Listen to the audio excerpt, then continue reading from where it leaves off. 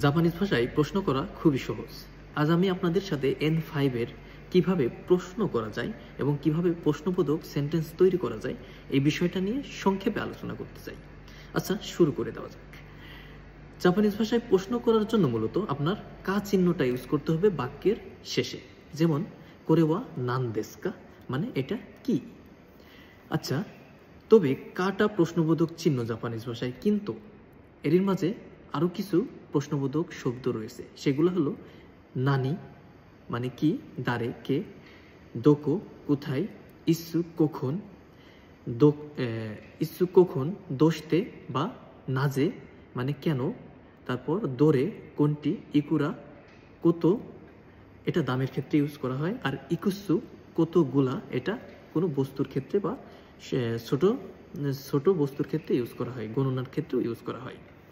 যেমন বলতে পারেন পেন কতগুলা, সেক্ষেত্রে ইকুসু। ওকে, আবার এখানে শব্দ ছাড়াও প্রশ্ন করা যায়, মানে কাবোধক চিহ্ন ছাড়াও প্রশ্ন করতে পারবেন। সেক্ষেত্রে কিভাবে, আপনার কণ্ঠস্বর উঁচু নিচু করে প্রশ্ন করতে পারবেন। যেমন কোরেওয়া পেন, এটা কলম। আপনি যদি কণ্ঠস্বর একটু লাস্টের দিকে হালকা বাড়িয়ে দিয়ে বলেন, তাহলে এটা প্রশ্ন হয়ে যায়। যেমন কোরেওয়া পেন মানে এটা কলম, মানে